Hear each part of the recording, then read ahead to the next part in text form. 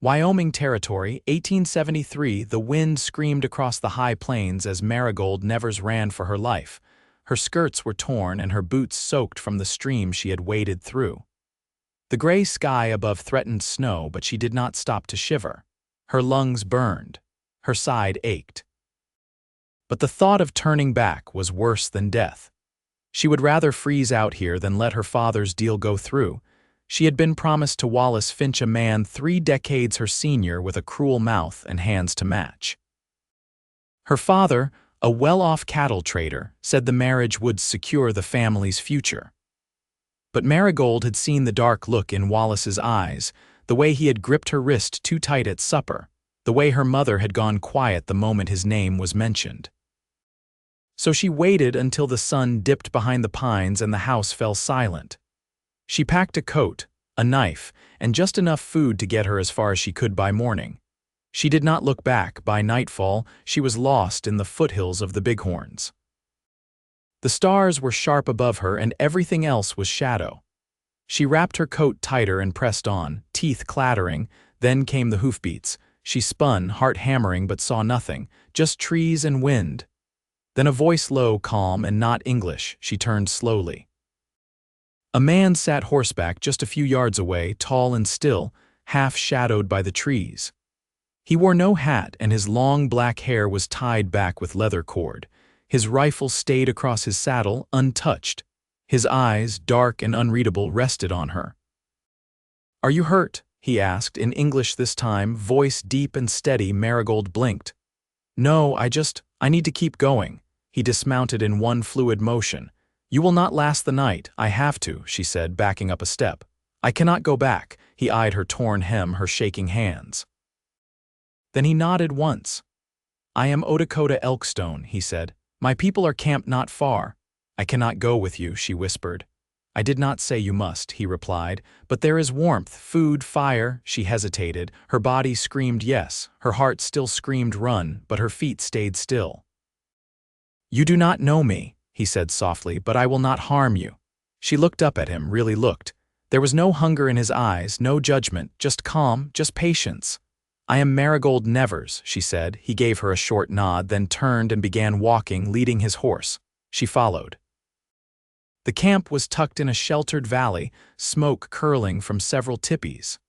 A few dogs barked, but no one came near. He led her to a low fire outside one of the lodges and handed her a blanket before speaking to an older woman nearby in Cheyenne. The woman brought her venison stew and a strip of flatbread. Marigold ate with shaking hands, warmth finally seeping into her bones. She was asleep before the bowl was empty, curled beside the fire under the stars. When she woke, the sun had not yet climbed over the ridge, but she was warm, safe. She sat up slowly, blanket still wrapped around her. Odakota was nearby, crouched by a pack braiding rope. He looked up when he saw her awake. "You slept hard," he said. "I have not really slept in weeks," she admitted. He nodded, quiet for a beat. "Then, why were you running?" Her throat tightened. She stared at her hands. "My father arranged a marriage. I did not agree. The man, he is not kind." Odakota looked at her for a long moment. "And now you have no home." "I do not," she said, voice small. "If you stay, you will be safe." She met his eyes. "Why are you helping me?" He stood slowly. "Because I have seen what fear does, and because you did not lie. You looked me in the eye and told the truth." She did not know what to say to that, but something settled inside her, something quiet. Something safe. Over the next few days, she stayed near the fire, helping the women with small tasks. She did not speak much, but she listened. Laughed once or twice. Her hands stopped shaking. Odakota came and went, always nodding to her when he returned. Sometimes he sat beside her and carved wood while she mended cloth. Sometimes he said nothing for hours. She never minded. One morning she asked, "Why are you not married?" He looked at her, surprised. "I mean, you are kind, you are strong." He shrugged. "I was meant to marry once. She died." "Long ago?" "I am sorry," she said softly. He nodded once. "It was not her time, but now, I wait, for someone who does not flinch from silence." Her eyes met his. "I do not flinch." His gaze held hers longer than usual, then he stood and walked off toward the horses. but his hand brushed hers when he passed. The days turned into a week. Then, too, she learned the names of the children and how to grind corn. She learned to braid her hair like the other women did. She began to smile more one night as the fire crackled low. Odakota sat beside her, close. He handed her a small carved pendant, a bird in flight. "Why a bird?" she asked. "Because you chose to fly." Her fingers closed around it. "You are free, Marigold," he said. "But if you choose to stay, I will be glad." She blinked hard, heart thudding. "I want to stay," she said. He leaned in, slow and steady, and pressed his forehead to hers. The fire popped, and the cold could not touch them. The first snow came in a hush. Marigold stood outside the lodge, hands tucked beneath her shawl, watching the flurries gather on the pine boughs. The morning light was pale, and the camp moved slowly beneath it. Smoke drifted from the cooking fires, and the horses huffed clouds into the air as they waited to be saddled. Behind her, a child's laughter rose and faded. She turned to see little Tuva chasing a chicken with a strip of cloth tied to a stick, his bare feet quick despite the frost. Marigold smiled, then caught herself. She hadn't smiled on her own like that in years. Odakota passed behind her, carrying a bundle of hides over his shoulder. "You should come inside," he said without stopping. "The snow will stay." "I don't mind," she answered, brushing a flake from her sleeve. "I like the quiet." He set the bundle down beside the lodge and looked at her, brow lifted slightly. "Not many do. People talk too much when they're afraid to be still." His gaze held hers for a beat, then he crouched beside the hides and began folding them, his hands steady. She moved to help, kneeling beside him. "Is there a place you used to go," she asked, "before all this?" "Somewhere just yours." He didn't glance up. "Yes, a bluff above the river. My father took me there once, after his brother died. We sat there all morning, saying nothing. That's when I learned not every silence is empty." She folded the next hide slowly. "My mother used to sneak me out to the creek behind our house, only in spring when the lilies bloomed. She'd bring a book and we'd share bread and apples. She never read the book, just held it in her lap." "Was she kind to you?" Marigold's throat tightened. "She tried." "But kindness isn't always enough when you're surrounded." Odakota's hand rested briefly on hers, just long enough. That evening, the elders met in the council shelter. Odakota had not said why, only that he would be gone until after dark. Marigold helped prepare meal bundles for the hunters returning from the southern ridge. While she worked, the woman she'd come to know as Wiyaka joined her, kneeling beside the stacked roots. "You've taken to the cold as if you were born to it," Wiyaka said, her voice dry but not unkind. "I suppose I had to," Marigold replied. "The cold back home didn't give you a choice. You're not afraid of us." "I was at first, and now," Marigold met her eyes, "now I see people, not strangers." Wiyaka nodded. "Odakota does not let many close." "I hadn't noticed," Marigold said, though she had. The older woman's gaze was measuring. "He has known grief, and grief teaches a man to be careful, but he has also known loyalty. If he gives you his word, there is no breaking it." "I believe that." Wiyaka stood without another word. Marigold watched her go, then returned to folding the cloths. By the time Odakota returned, the stars had settled into their places. He found her alone by the fire pit, feeding the last logs into the coals. "Were the elders kind?" she asked. "They were as they always are," he said, sitting beside her. "They listen, then speak once." She waited, but he didn't go on. "Did they speak of me?" He reached into his coat and withdrew a thin strip of buckskin. Tied to it was a carved disc of antler, etched with a pattern she didn't recognize. "This is offered when a man seeks to bind his life to another," he said. "It is not a demand." "It is a beginning," her breath caught. She took the piece in both hands, the warmth of it soaking through her fingers. "I don't have anything to give in return," she said quietly. "You have your choice," he said. "That is more than most ever give." She looked at him and for the first time did not feel like someone who had run away. She felt like someone who had stepped toward something. "I will wear it," she said. His shoulders eased just slightly. The fire snapped between them. Later, as they walked the camp's edge, her arm brushed his. He didn't pull away, neither did she. "Will we go to your bluff one day?" she asked. "When the snow clears," he said. She nodded. "And the lilies will bloom again when spring finds me." He turned his head. "It already has." The wind shifted as winter deepened, carrying the scent of pine smoke and distant elk. Marigold stood beside Odakota near the edge of the timberline, the bluff he'd once spoken of rising gently ahead. The snowfall had stopped 2 days ago, and the paths, though narrow and uneven, had softened under the sun's careful return. They walked without hurry, his horse trailing behind with a bundled pelt in 2 packs slung across its sides. "Do they ever come back?" she asked, gaze fixed on the line where trees gave way to sky. He glanced toward her. "The elk," she shook her head. "Those who leave." His jaw worked once before he answered. "Some do." If what they left behind was worth the return. She looked down at her boots, the toe of one brushing snow from an exposed root. "And if it wasn't, then they carry it with them until it becomes part of their gait." They reached the top as the sun crested above the ridge, washing the valley below in light. A hawk circled far to the east. Below the bluff, the river cut a silver thread through the trees, its shimmer visible even from this height. Odakota stepped to the edge and crouched, brushing snow away from a flat rock. Marigold joined him, her breath rising in soft clouds. He placed a folded cloth on the stone and unwrapped a small, painted pouch. From it, he drew dried sage and a thin strand of red willow bark. She watched as he arranged them with care. "Is this for your father?" she asked. He nodded once. "And for the ones who came before him?" She knelt beside him, hands folded in her lap. "Were you close?" He let a stillness settle between them before answering.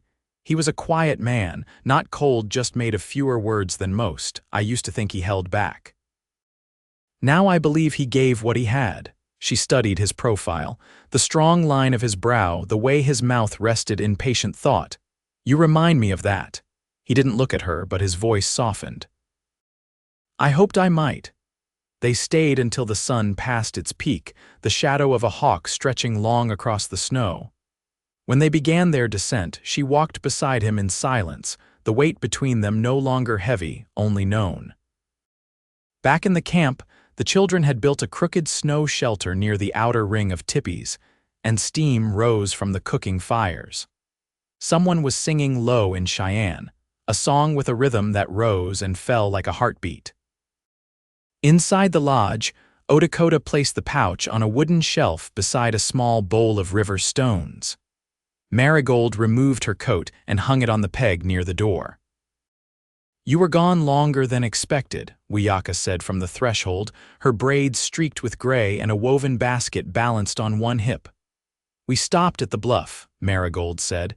Wiyaka set the basket down near the hearth. "Then you've done what was needed." Marigold crossed to her. "Is something wrong?" "There is news," Wiyaka said. "A man from the west rode in. He saw riders bearing the Finch mark 2 days south." Marigold's spine straightened. "He's looking for me." Odakota stepped forward, voice steady. "They will not reach this valley. The passes are watched. But if they speak to traders or scouts, they will not find you," he said again, firmer now. Wiyaka raised a hand. "Even so, it is time we prepare." That night, Marigold sat near the fire, the warmth touching only the outer layer of her thoughts. Odakota returned from the outer ring with his coat dusted in snow. He sat beside her, unrolling a hide bundle filled with arrow shafts. "You trust the men watching the trails?" she asked. He selected one shaft and examined its fletching. "I trust their eyes. And I trust their silence." She leaned closer, fingers knotting in her lap. "If I am the reason he comes, should I go?" He looked up sharply. "Do you think I would let that happen?" "I think you're not the kind of man to put others at risk for a choice they didn't make." He set the shaft down. "You are not a burden, you are not a danger, you are my choice." She blinked, unsure how to hold the weight of that in her chest. "You said once you waited for someone who doesn't flinch from silence." "I did." She reached out, her hand finding his. "Then let me stay through the noise too." He didn't speak, only turned her palm upward and pressed it gently between both of his. The fire crackled low and the snow fell again that night, soft and soundless. But inside, the warmth held steady. The moon had thinned to a silver sliver by the time the riders were seen. They did not reach the valley. Odakota's cousin's scouts, who moved like shadows through the ridges, sent word ahead by drumbeat and soft whistle. Finch's men had turned back after a brief stop at a fur camp, finding no trace of her.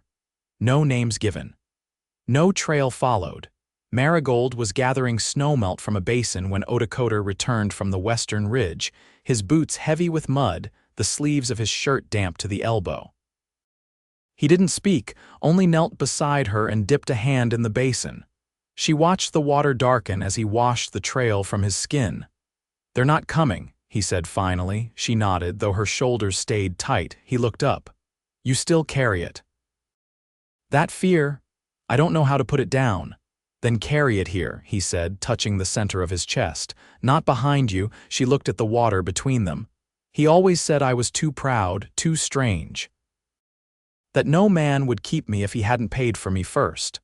Odakota stood and reached for her hand, drawing her to her feet. "You are not strange, and I never bought you, I chose you." She didn't answer, but her hand didn't leave his. Later that week, a messenger from the southern camp arrived with a bundle of dyed wool and a request. Odakota's presence was needed to help settle a quarrel between two families. Before dawn the next morning, he packed a lean satchel, mounted his mare, and turned to her where she stood beside the lodge. 3 days, he said. "No more," she gave a small nod. "I'll make sure your fire stays fed." He leaned low in the saddle, his brow barely brushing hers. "If you need anything, I will ask," she said. He left without looking back. The days moved slow. She helped Wiyaka smoke meat and mend a broken frame for drying hides. She kept the lodge swept and fed the fire each night with the moss Odakota had gathered from the north edge of the woods. She slept with his pendant beneath her palm, though she didn't tell anyone. On the third morning, a sharp knock at the lodge flap stirred her from sleep. She opened it to find Tuva's older sister, Neha, panting and wide-eyed. "The horses are restless," she said. "But not from cold." Marigold followed her past the ring of sleeping dogs and out to the corral. Several of the horses paced along the fence, nostrils flared. 2 young men were already there, checking the posts and whispering in Cheyenne. "Something's near," one of them said. She stepped back, eyes scanning the tree line. The air was still, but wrong, like a held breath too long kept. By noon, Wiyaka had gathered the children into the lodge nearest the center of camp. A hunter returned from the eastern ridge with a report. Boot prints near the river, not moccasins. No sign of a camp, just tracks and a broken branch. That night, the fire in Odakota's lodge burned low. Marigold sat close to it, arms wrapped tight around her knees. Every few minutes, she listened for hoofbeats, for voices, for anything. When the flap opened after midnight, she leapt up. Odakota stepped inside, snow clinging to his shoulders, a small gash across his cheek. She reached for him before he could speak. "It's nothing," he said, catching her hands. "A branch. I came back, early word reached us." "They were near," she said, voice trembling. "I know."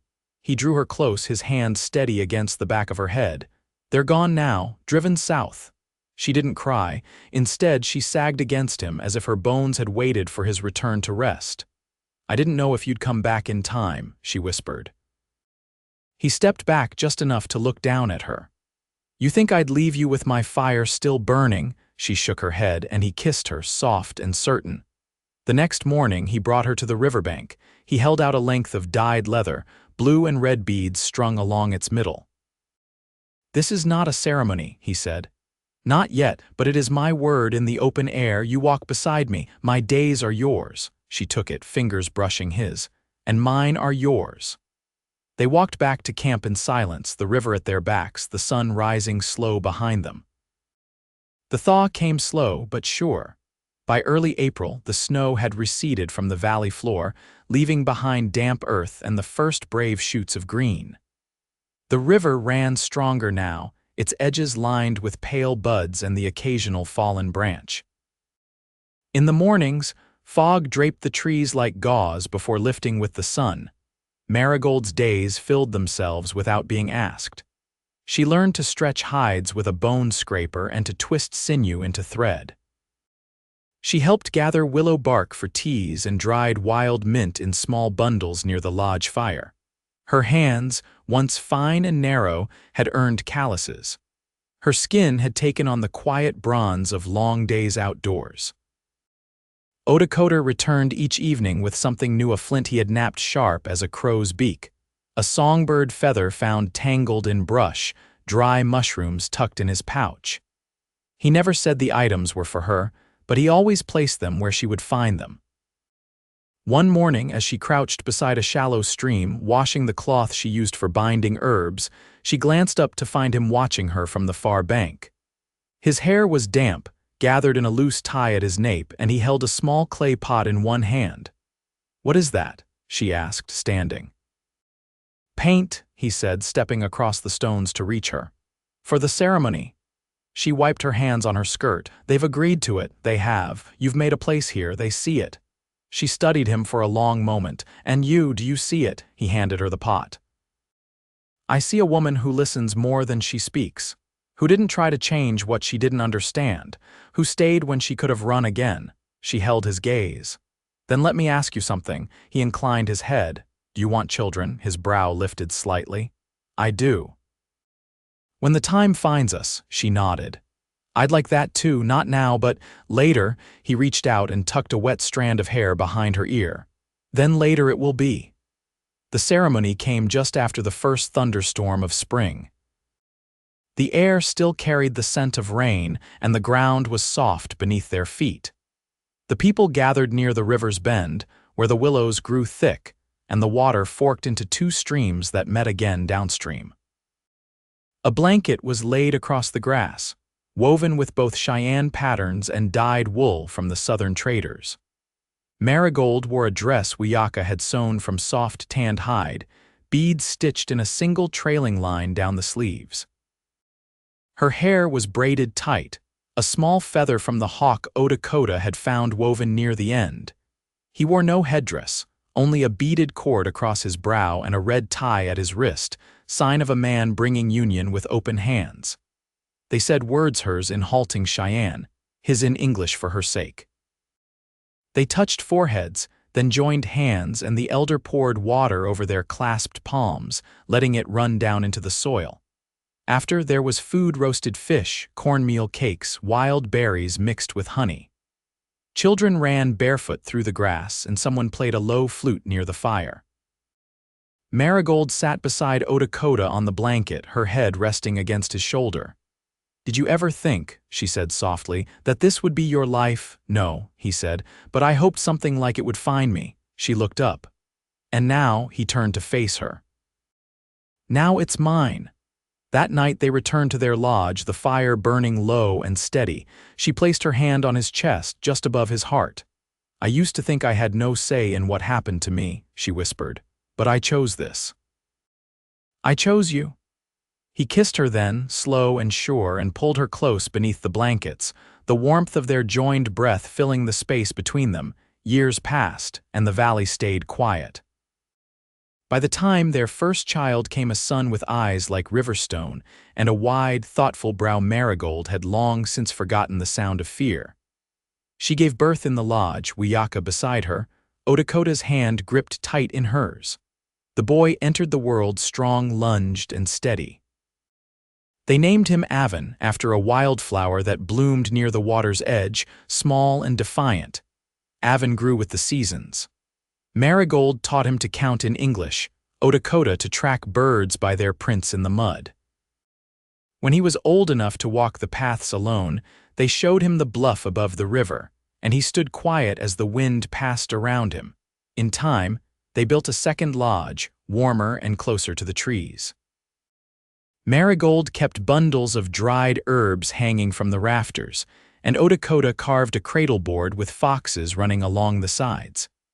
They spoke often in both languages, and Avon learned to switch between them without pause. Marigold sometimes stood in the doorway at dusk, watching the smoke rise from their roof, Avon's laughter echoing from the trees, and Odakota returning with wood balanced on his shoulders. She no longer thought of the house she had left, or the man who had once tried to own her. That life had turned to dust long ago. This life built with fire and silence, with trust grown slow and deep, was the one she had chosen. The one that had chosen her in return, and in it she was home.